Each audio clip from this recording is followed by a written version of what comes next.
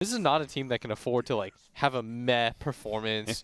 Like he's like, we'll show up at TI. Like, when is that? What if there's no more majors? Then all of a sudden, like, your team has gotten what places so far at the events. Like, if you're looking for a prospective sponsor and you go to them and you're like, hey, by the way, we have less points than like business associates, and like, but we're trust us, we're top, better. Yeah, like we're better, but like we have no results to back up for it. Like, just not where it counts, you know? Yeah, it's like, you should at least at some point, your potential means nothing if it's not fulfilled. And I feel like so far that's what my experience being a Chaos fan, or not Chaos, Quincy crew fan has been so far. It's like potential unfulfilled. It's like they had like a sick top ATI run like 2 years ago, and then they get bounced by Beast Coast, who's taken all their shine. Yeah, 2 years in a row, right? Upper bracket. Yeah. An NA team that is not Evil Geniuses has made it to the upper bracket. Hype. How far can they go? Well, the answer is not very far, because they get bounced out of the upper bracket immediately and then almost bounced immediately out of the lower bracket as well. But if you go to a sponsor and you're like, hey, we're like a top, we just like won the ESL Los Angeles Major League. You know, we happen to be free agents because of this tricky situation. Like, pick us up. Trust me. Yeah. You know, you have a really good argument at that point. And I want to see them do well. I want to see them get picked up by a top-tier org. And that is the best possible way that you're going to make that happen for yourself. So for them, this should be their major, theoretically. Yeah, we want to back Quincy crew. We've got an ex-veggie on that team, you know? Yeah, he's Quinn, representing us. Quinn owns. He sent me that really embarrassing message 7 years ago. But so it's a tall task. Arteezy has been, since he has received his 10K, has been spamming this hero. Yeah. First pick every pub game, by the way. Yes. We had a conversation about that, me and BSJ, about the philosophy difference of in pubs, when do you pick your hero and what you should do. And obviously Artur is on very one side of the argument quite heavily, which is that you should just first pick it and get as countered as humanly possible. That way you can grow and learn and be better. Yeah. What did you feel? I don't really feel one way or another about it. I can see Arteezy's, like, his way of training. It's very much like put on the weights, you know, put a shackle up around your ankles and do some training, and then you can take them off in a real professional match. What about... I can see that argument. And BSJ agreed with Arteezy's? Yeah, for the most part. But the other side of the argument would be, like, the picking a hero that's just best for the game. And I can see where it is still a form of training to get the best hero in the game and try and take over the game with it, right? I see. Because my argument is, like, that's my failure as a player, is I can do okay. I can do an okay amount with very little, but if I get a lot, I won't win the game for you. And I could be better in that regard, right? Yeah. And so there's an argument to, if you have the last pick, Broodmother, say, like, that is still a form of practice of being able to dominate your matchup and take over the game and end it. You want to be the free win guy sometimes. Yeah. It's never a bad thing. No, you're not wrong. I think that works to a certain point, but I think when you get to this level, when you're at this level, like you're at the Sumails of the world and stuff like that, then I think it's more beneficial for you to have realistic practice where you're not snowballed. Sure. Because you're playing, hopefully, like, deep into tournaments where you're mainly playing against people that will counter you, and you will have a hard time. And you, for a drafting perspective, you want to open up your draft book and be able to say, like, hey, we can go more than just, like, last pick Arteezy's hero. Like, we can other people are playing to, like, be on a team that makes it through qualifiers and makes it to a LAN. Yeah. Arteezy's training to be... trying to win a LAN, I've already shown TB 4 different times in playoffs. I'm now in the grand finals in game 4. Can I win this still for my team? I will say the strongest argument I would say about not last picking your hero or whatever is, or last picking your hero, is you want to get to this MMR bracket in the first place by winning, like, these games and building up. And let me just say, perhaps that is part of the reason Arteezy is getting that training. Because Evil Geniuses, they came close to being able to win a finals recently, but still did not clinch it in the end in Game 5 against Secret at Dream League, and have not won a grand finals. I knew Secret was going to win that in like 2 years. So they They're also, in some ways, looking to prove themselves. We'll see how they do it here. We've got an aggro dual lane coming out with RTZ in the Terror Blade that we've been watching, followed up by Fly's Coddle. A strong love between him and that hero, I do believe. This is a pretty high mid matchup, by the way. Not to ignore what you just said, but I just thought about that Quinn and Ryoya are quite good friends. Yeah. They know each other quite well. They practice against each other. And would you say like friends / rivals in that regard, and so that they're always competing against each other? I think it's a nice competitive sort of rivalry. Yeah. As Artur might get tossed back. Actually, just a straight toss up in the air with the combo, trying to do as much magic damage as possible to RTZ. Is it going to be enough? That Ring of Tarrasque is just enough to keep RTZ alive. Both the regen and the base health, and it's going to be SVG who dies instead. Crit shows up just in time to claim that healthy bounty. Man, that TB, he is so tanky. And look at this. They're just going to spam, get him some mana. He's got a lot of HP. He rushed the ring because I think he was like, well, this is a really spam-heavy lane. And if I can live through the burst, the amount of regen that I have will just win out. And he is not entirely wrong. I think that there may be no hero that Ring of Tarrasque is more value than Terrorblade. Right? Because if you think about it, just any of these these agility heroes, high armor, relatively low HP, your effective HP goes up so much by any sort of bump, and Ring of Tarrasque giving you that bump in both health and then also the regen factor. So you're trading hits, but you're not taking as much damage because of the armor, and then the regen comes into play, that silence. The coil, the kickback, not enough to be able to break the link. There we go. Okay, a second pushback comes from Fly with that blinding light. They've got ways to be able to do this, lots and lots of ways, both from their supports and... My favorite saying, you know, if at first you don't succeed... Get somebody else. Bulba. Get somebody else to try Bulba for you. just got a solo kill on MSS. Yeah, and he immediately tipped him. Bulba is honestly probably like, he just won his own TI, like his own personal TI. Yeah. He is going to remember this for like the next like 14 years. The next next time he sees MSS, yo Mojo, remember that time that I 1v1 killed you, Doom versus Darkseer? Bulba is my favorite person because he's so predictable. He's so predictable. 100% that's going to happen. That is definitely, that conversation is going to go almost exactly that way. Yeah. Sometime in the next I can guarantee 6 you to 9 guys. months. Oh, hold that thought as rolling. It's going to be able to land. SVG is going to be kicked back into the Coddle Blast. Roya gets a little bit more damage over the top, jumps away just before the Aetherman that can tag him, and still SVG will fall. Traded out for Fly, though.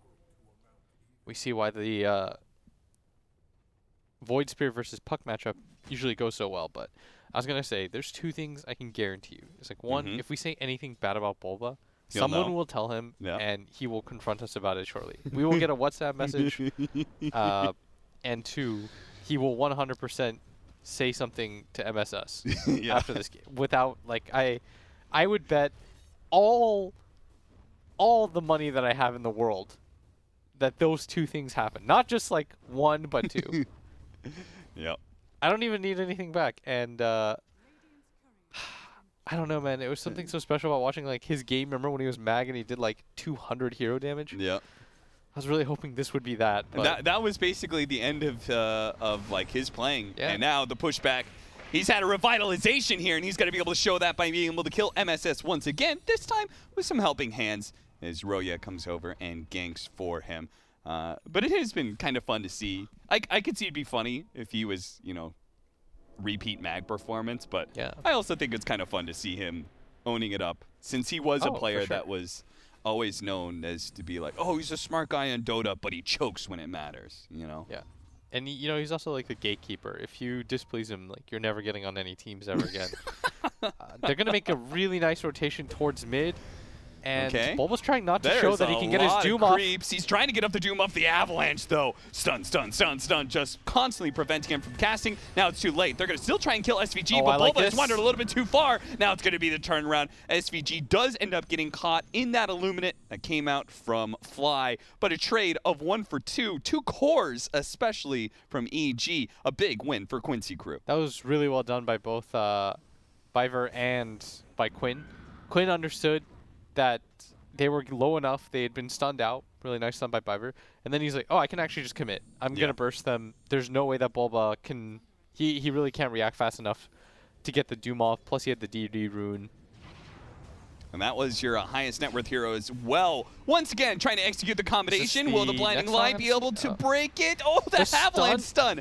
It is so annoying. The Doom actually going off onto CCNC, and he is going to be dying here. They try and go for the deny. He actually stood next to Biver, pleading with him to deny me already, but he couldn't get off the attack, and SVG is going to be the last remnants of that team fight. Evil Geniuses strike back just as hard and twice as swift in the mid lane after a lost team fight. They come right back 3-0. There's no way that Quincy crew saw that coming. You usually see the first move, like, for sure. But the second time, no. I don't think I would see that coming either. I'm not 100% sure that I blame them there. That's one of those... It was just a nice move by EG. You have to give props. Like, it was really nice for them to outplay them in the first place. But for them to, like, play with that speed and immediately go for that move again, I think was pretty unexpected for Quincy crew. And yeah, it's like you know, they slugged us really hard. We slugged them back. All right, we're both going to go to our corners. And Evil Genius is like, no. We're going to keep this going. We're going to go another round. That is the one thing about a lot of teams. I think they anticipate some, like, relief time. Yeah. Nice kick. This time it'll be able to break the coil. That is so much damage, too. You followed up with the silence, and it's ton of disable for poor old Void Spirit. Quinn goes down 10-3. Evil Geniuses up by 2K, but a smoke. Once again, proving that neither one of these teams is going to back down from the aggression. They're going to try and show right back up without Quinn. They're going to be able to get the Avalanche toss combination that leads into the Golem Stone that hits Roya, but he still had plenty of HP, so it seemed like that was a gank that was doomed to fail. Yeah, that was really ambitious. I think the idea was maybe like they chuck like 4 stones at him at once or something. Yeah. But I don't know. That's a pretty long hope and a prayer. Yeah. They did see the orb go off, so it wasn't the worst idea that I've seen, but do you think they know he doesn't have phase shift too? Yeah. Is that what all pucks are doing here? 4-4-0, depending on the matchup? It doesn't really do anything against Void Spirit, right? Yeah, Aether Remnant is just, it's more of a liability, if anything. Yeah, and 100%, you're setting up for your own Yules combo. Yeah. That's it's like it's really what you're doing. It's like those heroes that go Yules to self-Yules against like Leshrac. Yeah, and the Pulse and the ulti are just like hard to dodge anyways. You're still getting hit, so sure. Who cares? Better to have the max burst damage. I remember the first time I heard of Void Spirit, and then I started playing him, I was like, oh, hypothetically Puck in lane should count on really hard. And then I saw Thompson like 6-0 limp in mid lane, and those thoughts faded very quickly. Yeah, but that's just a Thompson factor, right?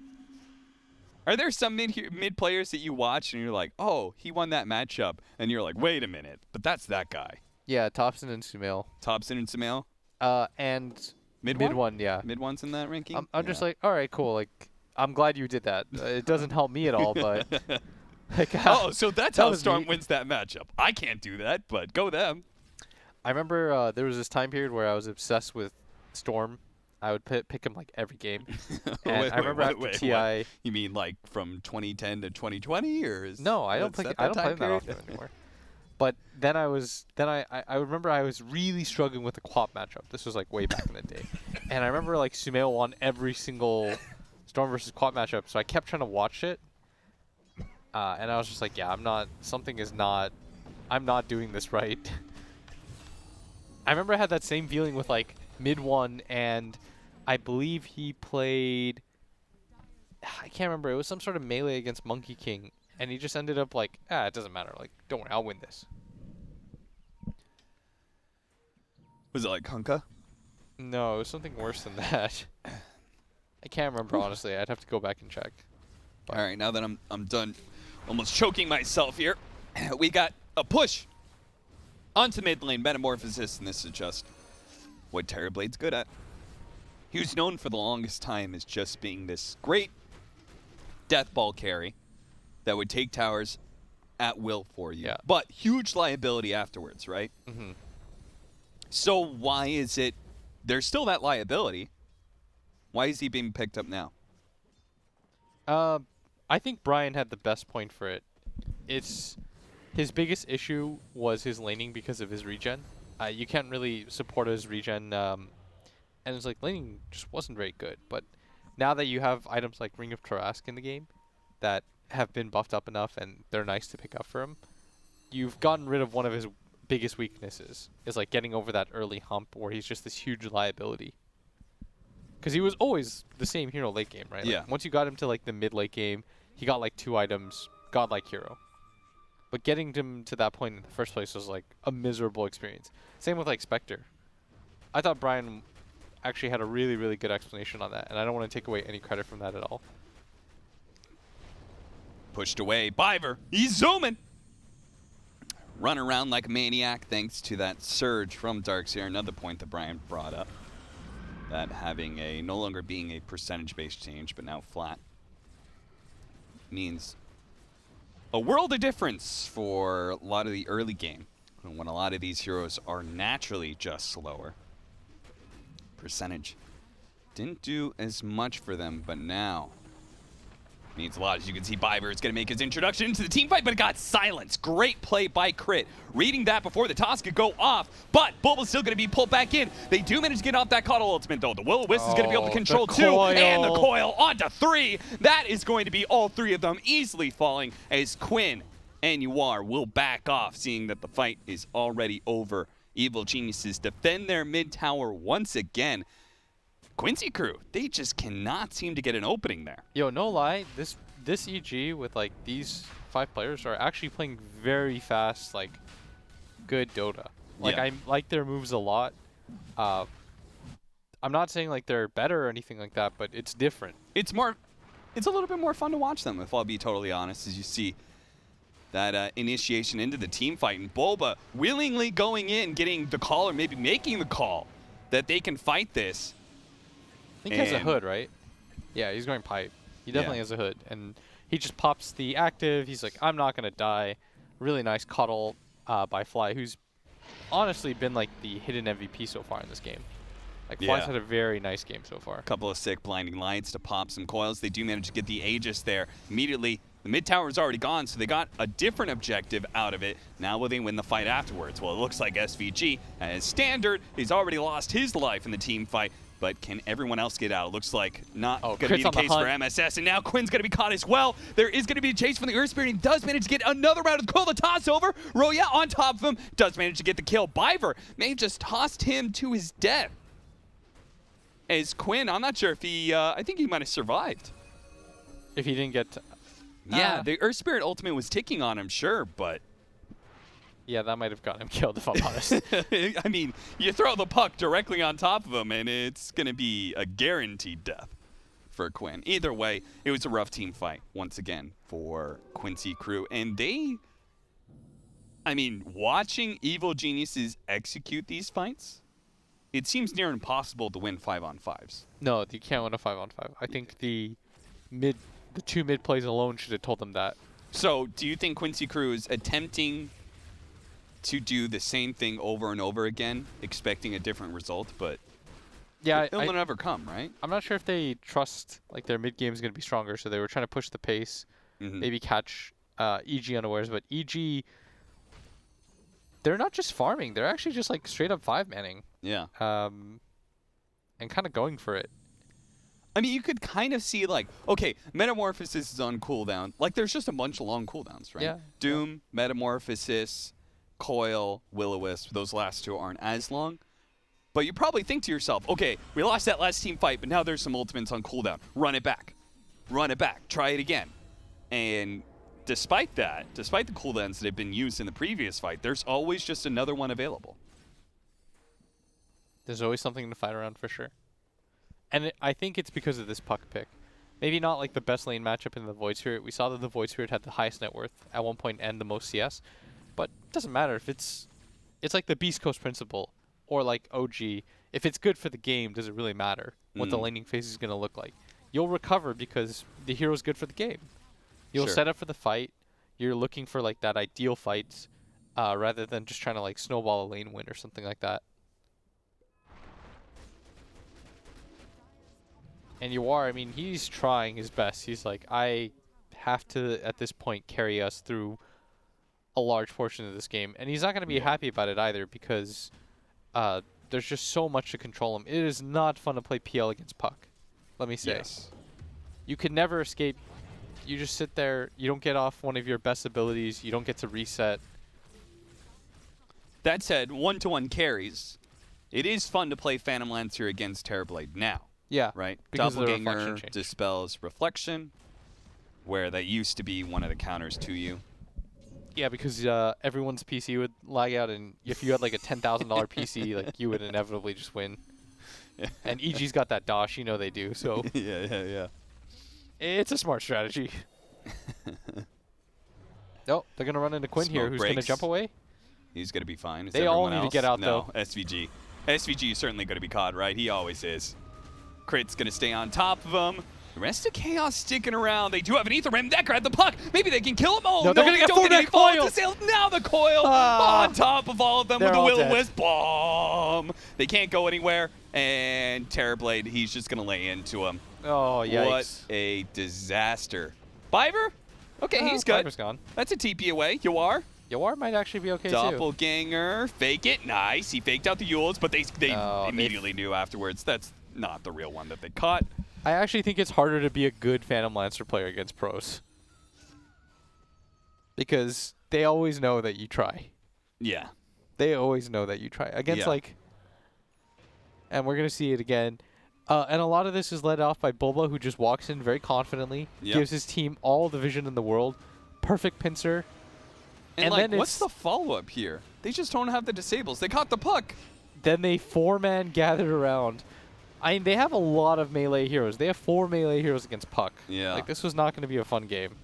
Even if Biver, let's say he does manage to throw all of that cloud of a team fight, gets through everybody, and tosses the puck, nobody else, just the puck in that, and avalanches, I'm still not convinced they would have killed the puck. No, I don't think so either. They just don't have Although Ryoyo jumped down. there, didn't he? He jumped into that. He did jump down. Yeah. Yeah. But like, you know, phase shift, waning rift. There's so much crazy shit that Puck can do nowadays. And there's the full butterfly. Yeah, I mean, this Puck Earth Spirit Coddle combo has just been so successful for them. It's really slowed down Quinn's game, who he's trying, but the supports are so farmed at this point. Yeah. Not really sure what your maneuver is anymore. This is the part where playing Void Spirit feels really bad. Yeah, because you don't DPS anybody. Yeah, why I don't like it as 4 is that your hero concept, I think, is primarily on being ahead of the enemy and always having a kill combination. Once that Yule's Ether Remnant into, you know, whatever else you have no longer kills somebody, then you feel very lackluster as a hero, as I'm sure SVG has felt all game long, because he has just been food. Yeah. The first, like, 5 coils of the game went on Quinn. They just kept smoke kinking him, and then they kept dooming him, and they were like, yeah, we're going to make sure your game is ruined. They've done a good job of that, and Arteezy is going to pop the Metamorphosis, go high ground. Darkseer Wall is going to get popped. He's going to reposition himself, and the rest of his team is just going to wait behind.